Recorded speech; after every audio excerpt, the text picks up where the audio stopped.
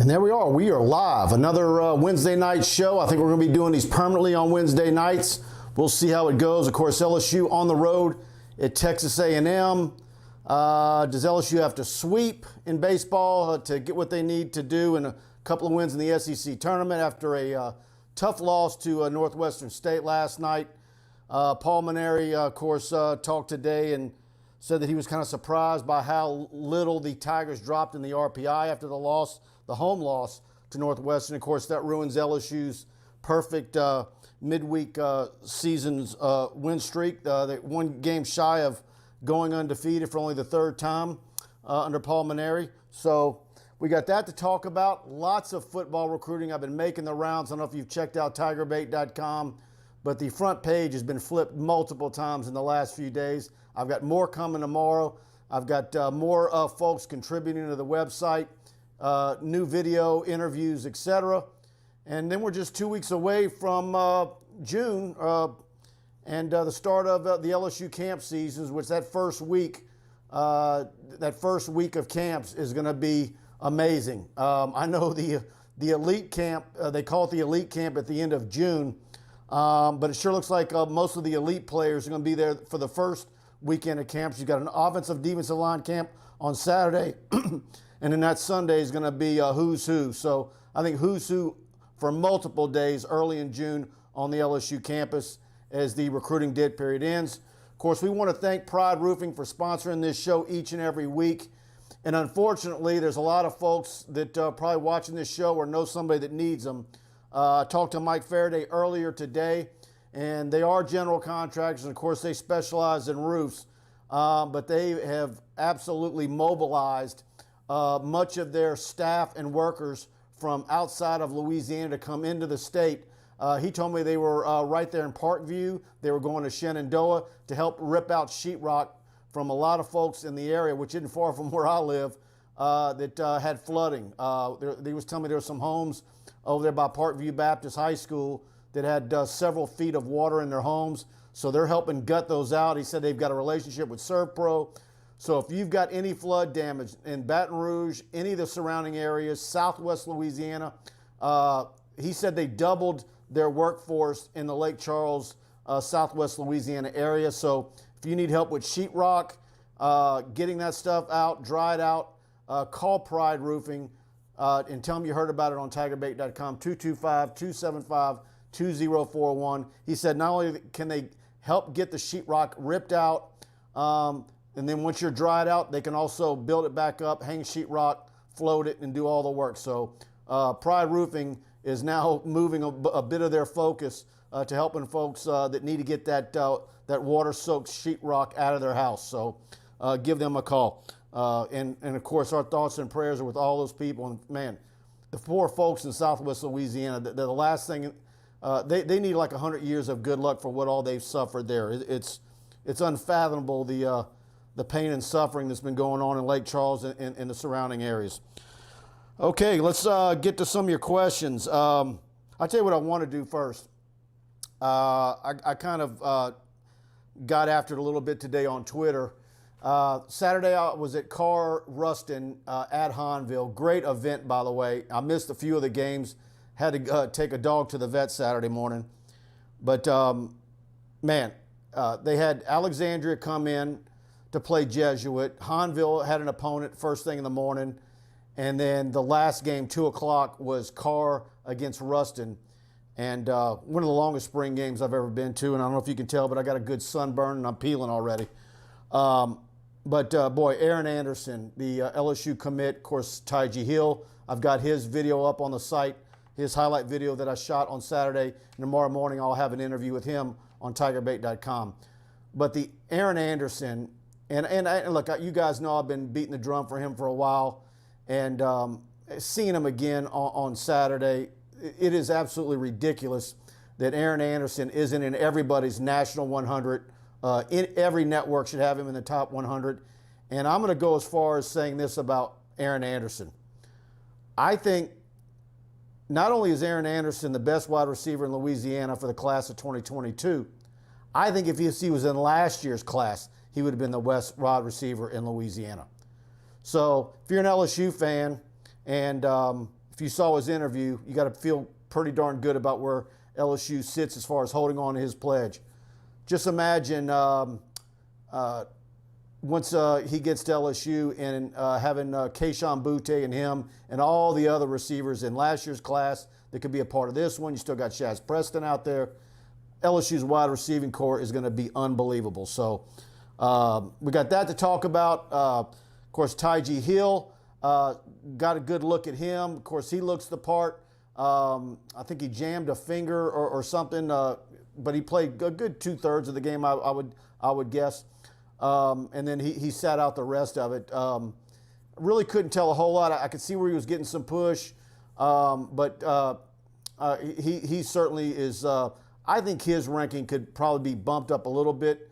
Some might think he might be just right, but I'd like to see more of him. And of course, they open the season with Madison Prep, and that's going to be, you're starting the 2021 high school football season off with a bang with that one. So I know going out there to Carl, when they found out I was at Madison Prep 2 weeks ago, all the coaches and all their folks on the sideline were asking me questions about what did I see, because that's who they're gunning for and who they open with. So, guys, do me a favor. If you're on Facebook, YouTube, as always, please like and share. If you're enjoying the site, enjoying our show each week, enjoying the content, please like and share it. It helps us grow what we do. And certainly if you're an LSU fan, probably a good many of your Facebook friends are LSU fans as well. Please share it with them. We'd love to have them on board with us, watching our shows each week and even trying us out for a premium subscription. So whether YouTube or Facebook, like, share, and you know the drill. And but let me get to some of your questions. Mark Chambers gives us a howdy. Glad to have you with us, Mark, each and every week. Ralph Rogers, how does the Major Burns transfer affect the potential return of Arik Gilbert? That doesn't have any bearing. Just want to see what's going to happen with Gilbert, what all he needs to do. And, you know, that was one of the questions I had on a show earlier today, was any word on a second tight end in the class. Certainly you got Jake Johnson, Max's brother, committed. But if LSU feels darn good about Gilbert, and of course we're going to see in a couple of weeks what the tight end group looks like that shows up for camp. But I think, look, if Gilbert, if they get him where he needs to be and they feel pretty darn good, do they need to go out and have another tight end in this class? We'll see how that plays out. I think they probably do need another one, but we'll see who those possibilities might be. Yeah, Chili Vic, Aaron Anderson, no doubt, talking him up. Bayou Bingo Mike, any new football commitments coming soon? I think it's going to be nonstop throughout the summer. I think June is going to be crazy, not only with offers. Kids are going to get on campus, and certainly they've been stir crazy and ready to get on campus and see the facilities, mingle with coaches. I think you're going to see a flurry of commitments. I don't know who the next one's going to be, but I think it's going to be around the clock, starting in a couple of weeks through August. And like I've been saying for weeks, I think by the time you get to Labor Day weekend, LSU is going to be getting close to 20, if not at 20 commitments. I think it's going to happen that quick. And, you know, guys like Emory Jones out there, you know, the guys that you suspect are going to want to get their visits done during the summer, unofficial and official. And then the guys that are probably going to want to have the decision done before they start their senior season of football. And that way it's out of the way and all the phone calls will stop. A lot of these kids, believe me, they want by the time they get to their senior year, they're ready for that call list of the number of college coaches that are calling them. Most of them would like for that to stop. So let's see, guys. I'm getting backed up. Let me get going on here. Let's see. Lee Smith got a lot of good young safety. Mike, Quincy Wiggins looks the part. Yes, he sure does. I'm sure a lot of you saw all the photos I posted of him from a few weeks ago, and I sent Quincy probably a half a dozen photos that he posted himself. Those guys out there working out without helmets. They hadn't gotten them back yet. Of course, he's out there without a shirt on, all of 6'6", 270 pounds or whatever it is. And like I said several weeks ago, Madison Prep, those guys absolutely work as hard as any high school team I've ever seen. And like I said, it's well coached, Carr's well coached. I tell you what, I'm very impressed with the caliber of coaches that I've encountered in the last several weeks. Last Friday, I was at Liberty High School. First time I've been in that building. Amazing new high school. And the coach is there, Coach Dre Trosclair, and his offensive line coach, and all those guys are doing a fantastic job. And now they've got several kids. Of course, Caleb Jackson, the running back. Check out the video I posted of him in TigerBait Premium of him moving some weight in the weight room. Great kid in an interview. Flat out told me LSU was number one. Teased that in the headline a few days ago, so I'm letting you know what he said. LSU is clear-cut number one for him. Loves Kevin Faulk. Talks to him all the time. And so you're talking about a, 5'11", 200-pound running back for the class of 2023. But the first guy when I walked in the door at Liberty High School was Jordan Okoye that I saw, and those two lift together and push each other. But he's a 2023 linebacker, Jordan Okoye. He's Christian Okoye's nephew. So no offers yet, but he's one that I can't wait to see, hopefully one of the days at LSU camp. And, of course, if he's there, all the other state schools will be there with coaches.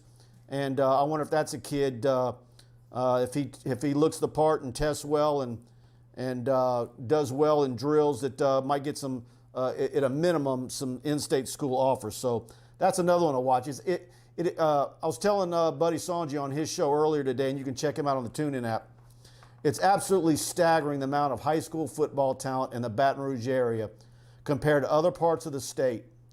And then I think back to 15, 20 years ago when they would give offensive coordinators, whether it was Morris Watts, Jimbo Fisher, Gary Croton, that they would give them the Baton Rouge area to recruit because it was a minimal job. Now you better have your best recruiters in the Baton Rouge area because it's dwarfing New Orleans in talent. And it's just every school. Look at where I'm going now. Liberty High School, Woodlawn. Of course, Liberty used to be Lee High School. I've been doing this for 25 years now, and never has there been recruits as far as LSU caliber.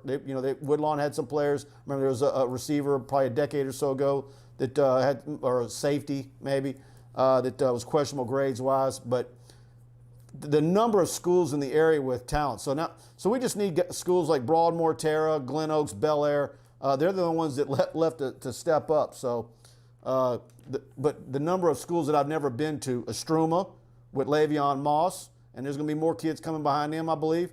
Madison Prep, of course, a recently new school.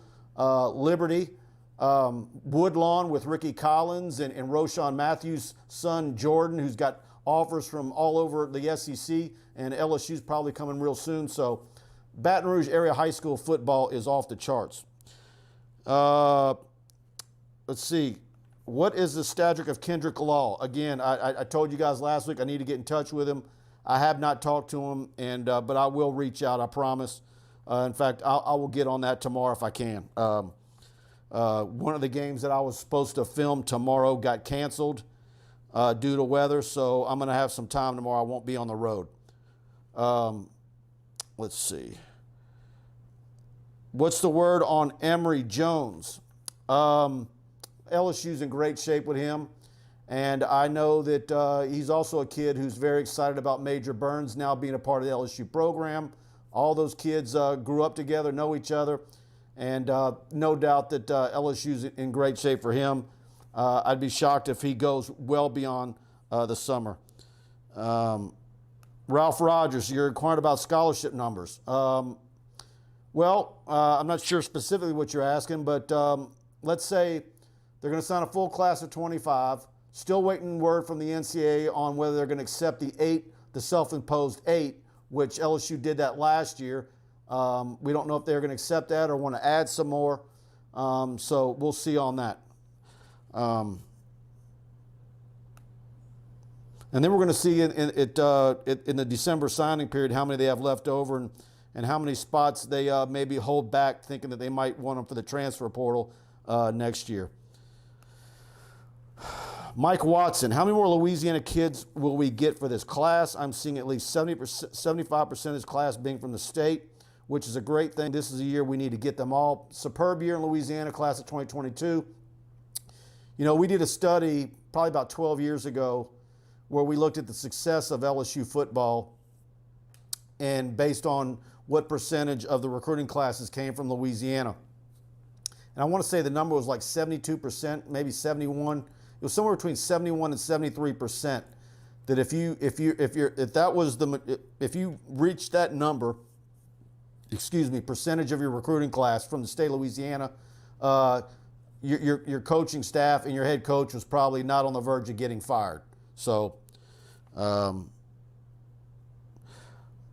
Brian Madeir, any word on how Mulkey's recruiting is going? No, but I heard I've heard her say in several interviews around that you know, she's doing between boxing up stuff, getting her office boxed up at Baylor, her house is boxed up, putting homes up for sale, her and her staff in Waco.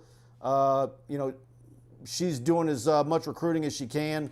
And of course, I think she said that she's going to be hitting the road during the summer for the various tournaments and camps that coaches can go to. So no word on any new signees she might have, but I'm assuming we're going to get some more names as far as whether it be transfers or whatever that she's going to end up with. I don't think she's got a handle 100% on which of Nikki Fargas's prospect players she's going to keep, or which one of those are wanting to go on their own. So I think there's still a lot left to shake out there. Kenny Russell. Kenny's with us every week, always with some awesome questions. Hey, Mike, I really believe 2023 is critical for the football program. We have all this elite talent for the 23 class as well as 2022, no doubt. It'd be a shame if we didn't get either Holstein or Manning. Got some really fantastic video on Eli Holstein that one of my contributors shot Friday night, as well as an interview with Eli. You know, what is he, 6'3", 212, ran a 4.68 at the Elite 11 Indianapolis, was MVP of that. Really threw some nice, crisp, sharp balls in that scrimmage inter-squad on Friday. Check that out. That's still easy to find on the front page of TigerBait. The front page of TigerBait, we've got Holstein, I've got Aaron Anderson, I've got Ty G. Hill, I've, what else I got? I've got Caleb, I've got everybody. More Ty G. Hill tomorrow. And I've got some New Orleans video coming from prospects in New Orleans. So we are absolutely busting at the scenes at TigerBait.com. If you're not a subscriber, go subscribe. Try us out for $1 for 1 week. And as always, like I always tell you, choose the annual package. When you choose the annual package versus the monthly, you're basically getting 3 months free every year. So I want you guys to get the most beneficial deal. And that way also, if you got a spouse, you're not getting in trouble when they see that getting billed every month. You get billed once a year. Okay, let me scroll up. I know I missed a bunch of questions, guys. Much appreciated. Bayou Prep, Quincy Wiggins equals J.J. Watt. I tell you what, man, the sky's the limit for Quincy. I don't see where a guy that's at 90% of his ceiling, he's probably at about 40%. And by the way, talking about giving out percentages, I was told that the likelihood of Darius Days returning to the LSU basketball program, I was told the percentage was 20%. So that's not looking good. Let's see. Give you a little basketball info right there for you. All right. Pat Mashburn, seems like we have more safeties on the roster than offensive linemen. You need those guys. They're ecstatic to have Major Burns, and this is going to be a big offensive line class for LSU. Mike, do you like our chances of getting Eli Holstein, Arch Manning, or possibly both? I don't see you getting both. And then there's a question of whether 2022 is a 2-quarterback class. Certainly got Walker Howard. He'll be a midterm grad. Last fall, there was some hubbub about it being a 22-quarterback class, and then that kind of died a little bit. I haven't heard it come up again. I think the camp next month, or some of the camps, are going to probably tell some of that. But I do think whoever they get, if you get a 5-star in Walker Howard, you're not going to get another 5-star or a high 4-star. That's just not going to happen in the same class. But I do think you can get a 5-star and a 3-star guy that you can work with and be a program guy that you can develop in the same year. If it is a 1-quarterback class for LSU in 22, I think 23 is likely a 2-quarterback class. I think it probably has to be. But you certainly don't go any year without getting at least one. That's when you get into trouble like Les Miles did repeatedly. Right now, LSU's quarterback situation is great. I know there's some people out there that are hand-wringing with scenarios where if Miles Brennan doesn't win the starting job in August, that he'll bolt, and then you're sitting there with Max Johnson and Garrett Nussmeier for a 2021 football season that, guys like me are thinking 10-2 or 11-1. Or maybe better. And so, and now that we've learned that the opener at UCLA in the Rose Bowl in Pasadena is going to be an evening game, at least our time, I'm thinking about making the trip out there. So I'm amazed by the number of LSU people I know that all of a sudden are gung-ho about heading out to Los Angeles. Let's see. Mike, what are your thoughts on Sean Murphy, middle linebacker from up north? I have not seen him. Bart Smokey, linebacker recruits. That's a group that I really want to see at camp. I will tell you though, looking at the linebackers that are out there, that's going to be an out-of-state deal, no doubt about it. Let's see. Blaine Smith asked about Emory Jones, talked about him earlier. Let's see. Seems like Coach Baker is helping get some more South Florida kids interested, no doubt. Someone asked me today of the new coaches who looks like they're the best recruiter. I think it's way too early to tell. I know it seems like I'm hearing a lot more of Andre Carter right now, but that doesn't mean anything. I have a feeling Coach Baker is going to have some say-so about it. Offensive guys is kind of a weird situation because a lot of times you'll hear quarterbacks saying they're talking to Coach Munoz, along with Coach Peets and Coach Orgeron. So that I don't think that necessarily means anything. What will mean something to me is, and I'm always bragging about that quarterback group that LSU had at camp two summers ago. That'll be very telling to me if they're able to attract a somewhat similar quality group throughout the month of June to campus to work out. And that'll be very telling about Peets, Mangus, and Munoz and how hard they've been working the phones. Of course, it's going to be very, very competitive. Everybody's wanting to get all those kids on campus, every school, everybody in LSU's peer group. So, the likelihood of you getting a recruit there to be there for 2 or 3 days, you're probably going to get them for a half a day or a day, and that's it maximum. Dane Bergeron. Any truth to the rumor going around that Maneri is retiring? There isn't a source I have that believes that Paul Maneri will be the coach next baseball season. There just isn't.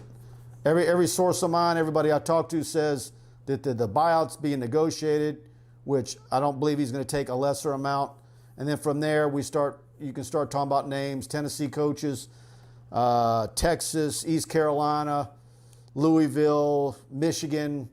I don't know if the coach from Florida is going to be the guy. Once he looked like he was the guy that was the number one guy, then I'm hearing he's not. But it's going to be very interesting in the coming weeks, no doubt about it. But I don't know anybody that covers the beat, maybe one, that thinks Maneri is going to be back coaching next year. Talk about his pain in his neck, not in good health, him wanting to go into broadcasting.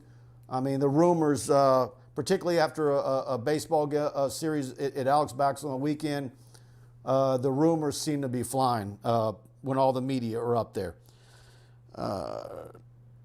Esteban, is there a timetable on that decision for the self-imposed scholarships?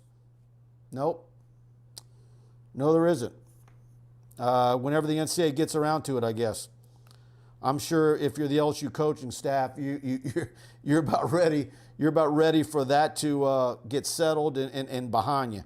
The more that hangs out there, it's hard. It's hard for them to make plans and get, know what they're dealing with and how to prepare. And it's unfortunate. Let's see. Yeah, Kenny. Apparently 247 Sports put out an interview they had with Brad and Jake Johnson. They said Max was not transferring even if he lost the starting spot. I agree with that. I believe that. The thought is if Max is the clear-cut number one and Miles isn't the starter, that Miles would leave. That's where things get scary. So, what about the linebacker from A-Meat? Yep, I'm wanting to talk to him. That's another one. I keep telling you guys, I haven't gotten around to do anything on him yet. But we did Preston did a story on him, I guess, about 6 weeks ago, and we're due for a new update. So check his profile on TigerBait.com. But yeah, he is due for an update. But it's almost to the point where, like, some of those guys like him that I know are going to be at camp. It's like, once I know they're going to be at one of the LSU camps, I'm going to wait till they get there before I do anything. So let's see. Mark Jett. Broadcasting, ouch. That's one annoying voice Maneri has. Yeah, I don't know if Paul Maneri sits Ronnie Rance down. I don't know if he sits Todd Walker down. I don't think he sits Ben McDonald down. Scott Peterson, no, I don't think he sits him down. I don't know where that would be happening, where he'd be doing games. So I don't want to seem like I'm crapping on Paul Maneri all night, but I don't know. We'll see. All right, let's see. James Phillips. Who is the most likely out-of-state offensive tackle that LSU is most likely to get? Look, you got multiple offensive linemen coming in June for visits. You got Kelvin Banks from Humboldt, Texas. You got the Amari Abor from Duncanville, Texas. Of course, Malik Agbu from Washington. And I watch him hitting the like button on a lot of my LSU stuff. We'll see how that happens on his June 11th visit. So those are 3 offensive linemen right there, and I think there's going to be more. So those are just some of the official visits. So, how many official visits do they end up having at LSU? Is it going to get close to 20 by the end of the June? I mean, they're already in the teens. So it's going to be interesting to see how that plays out. Pat Mashburn, great show tonight. All right, Pat, much appreciated. And as always, I talked about Pride Roofer earlier in the show. I want to talk about him again. Much thanks to Mike Faraday and Alex Martinez for sponsoring us. I went out Monday to one of their jobs out in Head of Island. They put a metal roof on a crazy new bar. If you're familiar with the area, if you're older and you know that area, is it maybe an old Floyd Brown's, a big building? It's like 4,000, 5,000 square feet, maybe even more, right on one of those diversion canals. They've sunk a ton of money in that place. Going to be a restaurant, live music, brand new red roof. It's like a building that's like, I don't know, 50, 60 years old, maybe more. And they're going to have bands out there, but Pride Roofing did the roof on that. If you guys know what I'm talking about, out Head of Island Way, French Settlement, Maurepas area. Used to be an old Floyd Brown's. It's a big white building. Tons of money spent. Paved the parking lot, a gas pump that you can swipe your card 24/7, pull your boat up and get gas, even if the place is closed. So unbelievable place is going to be out there. And I think once they open up end of July, it's going to be called Reno's. I don't know what the full name is going to be. I know Reno's is going to be in the name. If you guys know the building or know what I'm talking about, that are always on that river, let me know. But be on the lookout for that new place. But Pride Roofing did the roof on that. But anyways, Mike told me to tell y'all, if any of you suffered any water damage through the flooding, that they are moving, because they're contractors, they're taking a lot of their roofing guys to help you guys get sheetrock out of the homes.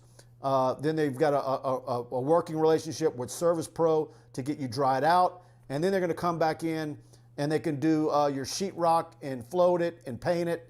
So They're doing everything, not just the roofs, but if you suffer any water damage. They told me that they were right around the corner in Parkview.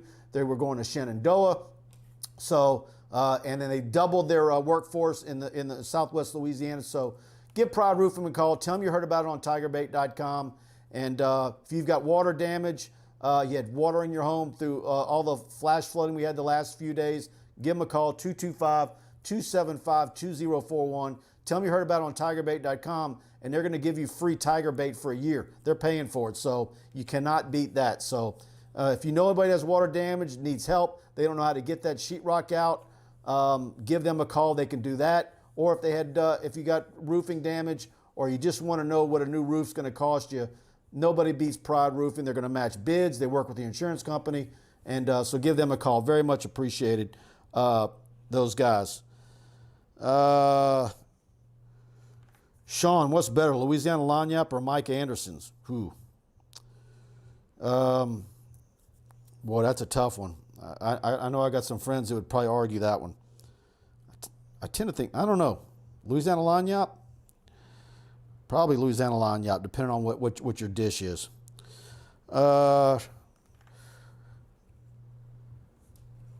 Mike, I know we have a good offensive line class for 22, but I really think we must improve on out-of-state recruiting of that position. The inconsistency of finding and developing elite offensive lineman talent is keeping LSU from being a more consistent threat. No doubt, no doubt. Hate to say it, but Coach Craig is our weakest recruiter. He has to be better out of state. Look, I think it's always kind of been a chicken or the egg thing for LSU. First of all, elite offensive tackles do not grow on trees. They are very, very hard to find. And if you don't have them in Louisiana, you're behind the 8 ball. And if you're going to go to Ohio or the states where they've charted, where your all-pro offensive linemen, the areas where they derive from over years and decades, a lot of them from the Midwest, very hard to come by. And you're battling everybody for them. The in-state powerhouse, Alabama, Clemson, etc. So I think LSU has to show a history of not only getting those players, but having drafts where you've got offensive linemen getting drafted very high. You know, to the point where, you know, the official LSU Twitter feed is bragging about not just wide receivers and DBU, where all of a sudden you can start making some declarative statements about the number of offensive linemen you're putting in the NFL. And I do think that number is getting a little better. I think it's going to continue to get better. And I think this haul in Louisiana is going to be a big part of getting LSU over the hump. Between Will Campbell, Emory Jones, who we're waiting on, I think Bo Bordelon can be exceptional. He just needs to add weight. So we're going to see how that pans out. But 23, I'm curious to see what we have for 23 as far as offensive linemen in the state of Louisiana. You know, is 22 just an aberration? Or are we going to go a year or two in Louisiana where it's real thin? So let's see. All right, guys, let's see.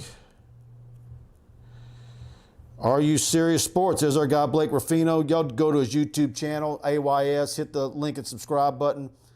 Blake, are you over 1,000 yet? I think you're about there, or you're getting darn close. Y'all go subscribe to AYS on YouTube. Of course, Blake's one of our friends, and I go on his show every now and then, one of the good guys. Let's see.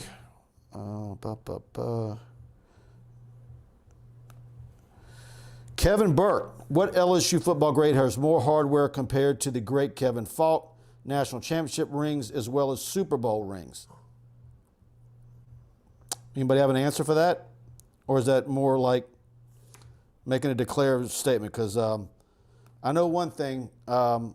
Before Joe Burrow, there was no bigger recruit in the history of LSU football than Kevin Faulk as far as turning the program around long term. And no doubt what he did at LSU, the Patriots, the longevity. Let's see. Yeah, Armala from Florida. Thanks, Kevin. Definitely have him on the list as well. He's coming in.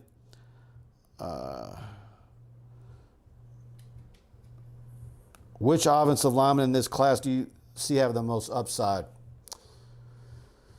Boy, that's tough. I know I have Will Campbell rated higher than Emery, but a big part of that is because Will is a tackle. And like I said, the guys that are athletic like Will Campbell at his height are just they're not out there in big numbers every year. Emery's a guard, so I don't know. I think they're both future All SEC offensive linemen. I just do. But it's one of those deals where there's a higher premium on tackles, but I see Emory Jones, if he stays healthy, being a very wealthy man one day. So, come on, Mike. Craig's our weakest recruiter. Offensive lineman, not too hard to find. Bama, Ohio State, and A&M not having that problem. We are on their level. I'd like to look at A&M's offensive line to see if it looks as stellar as you're saying it is. And Bama is Alabama. Of course, they recruit great offensive linemen.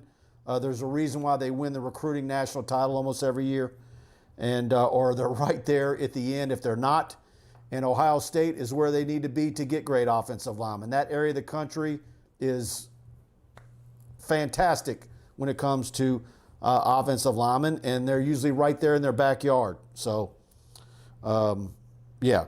Go look at any top 250 or top 300, whatever service you want to look at, and really look at how many tackles are in that first 250 or 300. And I guarantee you, even some of them that are probably around 280, they don't belong there. They're probably not as athletic. They might probably be a little bit overrated, and a good chance they're going to be a bust wherever they sign. It's just a hard position. I'm not making excuses for Craig, or maybe I am, but I think he's got the hardest job on the staff. I really do, just because of with this state. Corey Raymond probably has the easiest job. Mickey Joseph.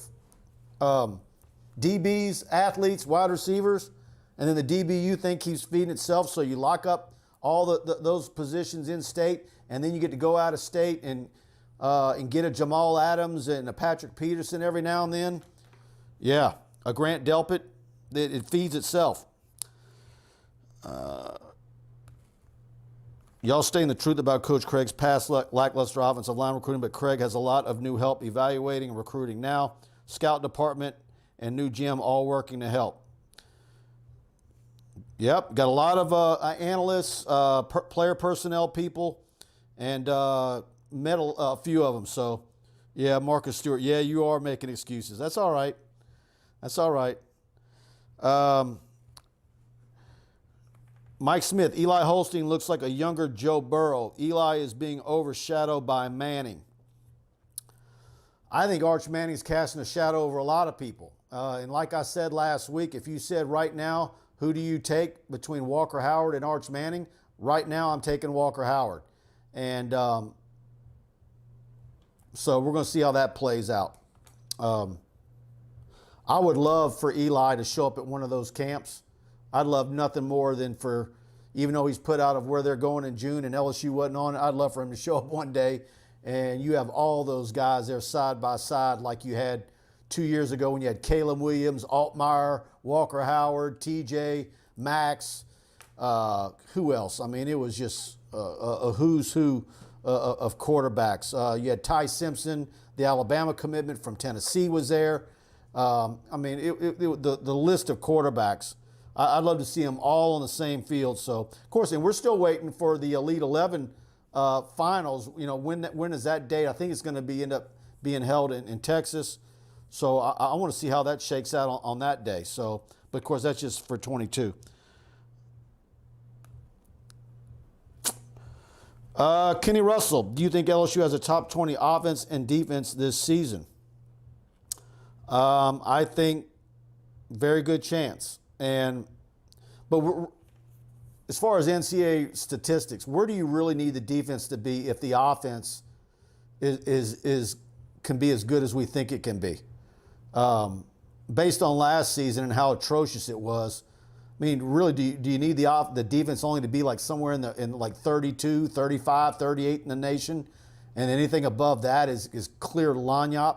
You know, a lot of these games, it's almost like who punts the most is your loser. So, we'll see how that plays out. I think the defense is going to be greatly improved. I think it's one of the best defensive line groups we've seen at LSU in forever.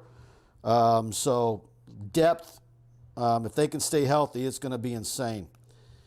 The Acadiana and Northwest Monroe area was prime for offensive linemen back in the 90s. I think they still have some diamonds in the rough around here.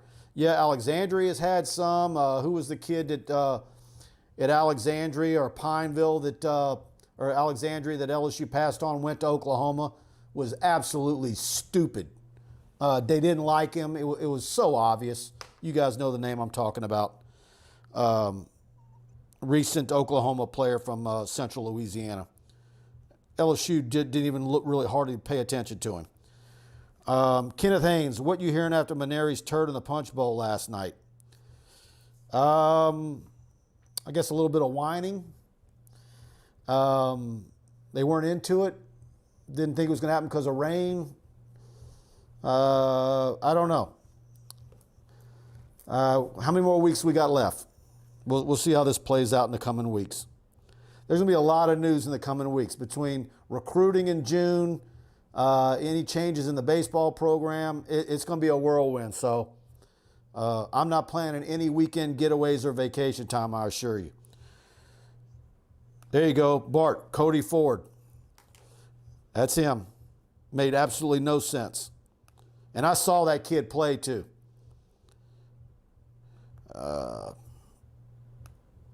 Let's see, guys. Yeah, Dane says, Kenny, you're supposed to be hiring the new baseball coach. I know Kenny's got some opinions on who else you should go after. So, let's see, guys. Dane Bergeron, still need a running back with speed. Look, Armani Goodwin's got some speed. He'll be there in a couple of weeks, next week. Corey Kiner coming in. Next year, Le'Veon Moss at Estruma has speed and then some. You got Citizen at Lake Charles Prep, who I was going to see Friday night. Actually, the game was yesterday. It's supposed to be tomorrow at Iota. Was rescheduled to Friday night. I was going to go, and then I was told it was canceled. So, but you have Citizen at Lake Charles Prep.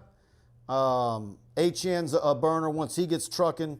But I really like Le'Veon Moss. When he decides it's go time, that kid can get it. So, let's see what else, guys. Kenny Russell. Go get Vitello from Tennessee. I really like how his teams respond. Yeah, I know a lot of people. Look, I've seen several Tennessee baseball games this season, and that group just seems like they're having fun. So we'll see. Morrow from Pineville has some buzz for 2022. Yep, and I've been talking to him. He says he's going to be at camp next month, and he's one that I cannot wait to see. So we'll see how that goes. How do you think Durante Jones is going to do as a recruiter? We'll see. Chance, I think we're going to see a verdict on all these guys. But right now, for the class of 2022 and where this class is ranked and what's left on the board, I think they're all going to look like heroes. But certainly next month is going to be very important for their evaluations for 2023 and 2024 going forward. And then we'll see how a lot of that is taken care of. But it's not just the assistant coaches. You know, you can talk about this one and that one. When I talk to recruits, a lot of them are talking to analysts. Ed Orgeron is constantly on the phone. I mean, Ed Orgeron works the entire board. He's not just working their positions like the position coaches are. So, I mean, these recruits are getting hammered not only by the position coach, but also Ed Orgeron. So it's a group effort. It's a whole staff effort. You've got young analysts in that building that are playing video games and so forth with these recruits. That's why it's always important to have young player personnel guys that can relate to a lot of these high school kids. And LSU made some really good hires this offseason. So let's see what else, guys.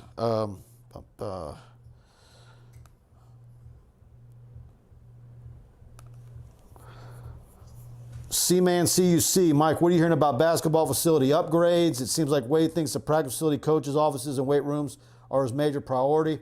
Yeah, I tell you what, last week Jacques Doucet did a fantastic sit-down with Will Wade, and Will Wade was I think he was very good about it, and where he said, look, the facilities there, like the new basketball facility, the space is there, it's just not utilized right. Maybe you need to move some walls around and put the office over there rather than over here. He thinks everything that's under the roof, the square footage under roof in their facility is enough, but maybe the rooms need to be reconfigured underneath that roof to make things laid out better. And so, and like he said, it's not cheap, but it's a hell of a lot cheaper than building from scratch, brand new. But I think they've got some good ideas. I think certainly Kim Mulkey is a spark and could be an impetus for getting this done. And so I think he's excited. And look, when I was there for Kim Mulkey's press conference, and I went down through ground level, and I was one of the first media guys there, and was set up there over an hour in advance. And I mean, man, that Maravich Assembly Center is nice. You could eat off the floor in there. It's clean. Everything is new, brand new seats. The floors are painted. The court, the dang scoreboard, replay screens as big as the court. It is a fantastic basketball facility. Now, from an AD's point of view, certainly they would love skyboxes with suites, but how much of a demand is that for LSU? And I'm also told, if you think that the outside appearance of the PMAC is dated and you don't like that spaceship look, which was, certainly tells you that it was built and either designed in the late 60s and when everything was about the space age, like automobiles in the 60s. There's some facade things that you could do to change the outside look of the PMAC if that's what bothers you. But that PMAC, if you've been looking at it for so many years, I don't look at it as being dated. To me, it's character and it's what you're used to seeing. But the facility itself, I think one of the other bad parts is when I was talking to someone and I put out that update weeks ago about talks of a new arena. One of the reasons why you don't ever see concerts in the PMAC is because there's no big docking bays and a way for big musical acts that tour the country to back many 18-wheelers into docking bays and unload their equipment, and the acoustics are not good in that arena. So, so there's revenue loss there for the university that you're not getting a Taylor Swift concert or any of those types of acts that just bypass Baton Rouge, typically get bypassed in the Cajun Dome. They're all going to the Gulf Coast of Mississippi and Houston. The smoothie or they're going to the Smoothie King in New Orleans, and of course the Centroplex, the Raising Cane Center is a dump. So, if you're a guy that's looking for a big concert, because we've gone without concerts for a long time, the River Center downtown Baton Rouge isn't very appetizing for concerts. So if you're into live music and big shows, typically you're driving to Houston, Austin, or Dallas, and or they're being attracted to the Gulf Coast at Hard Rock for your mid-level acts, IP Casino, and so forth. So, I mean, what are we seeing now? We're seeing Kiss, of course. Kiss is lip syncing these days, but still, they're playing at the Gulf Coast Coliseum in the fall. Yeah, no, I don't follow Taylor Swift, but that's the kind of acts that tour regularly and that draw the younger crowd. So, Bart, I saw Zeppelin, The Who, Clapton at the PMAC. I saw the Police on their final tour at the PMAC. I saw some incredible acts in the PMAC in the 80s. Where's Sanjay? He took the night off. I have not seen Texas A&M's new track facility. So, no, I'm not a fan of Taylor Swift. My ex-girlfriend was, though. She was a fan of her. I made fun of her. All right, guys. That's it. I'm going to call it a night. Check us out on TigerBait.com. Go look at the front page. Absolutely loaded. I got Ty G. Hill, Aaron Anderson, much more. We are blowing it out with recruiting video, updates, interviews with all of LSU's prospects. Thanks to Pride Roofing. Go subscribe to TigerBait. Try us out for $1. We want to have you. And we'll be back here next week. And I think Sanji will be back. So see you guys on TigerBait.com. I'm on the message board day and night. So go register for our free newsletter as well. So that way you get all our updates that way. And by the way, if you're a subscriber, there's a lot of subscribers that haven't registered for text alerts. Anytime there's breaking news, I'm sending you a text like yesterday. Major burns, you immediately got a text alert as soon as it happened. And no matter where you are and what meet, you can look at your phone and see the breaking news. So if you're a subscriber, don't forget to sign up for text alerts. The walkthrough on that is on the Tiger Den Premium Message Board. All right, guys, good night. Thanks to all of you for all your questions, and we'll be back here next week. Good night.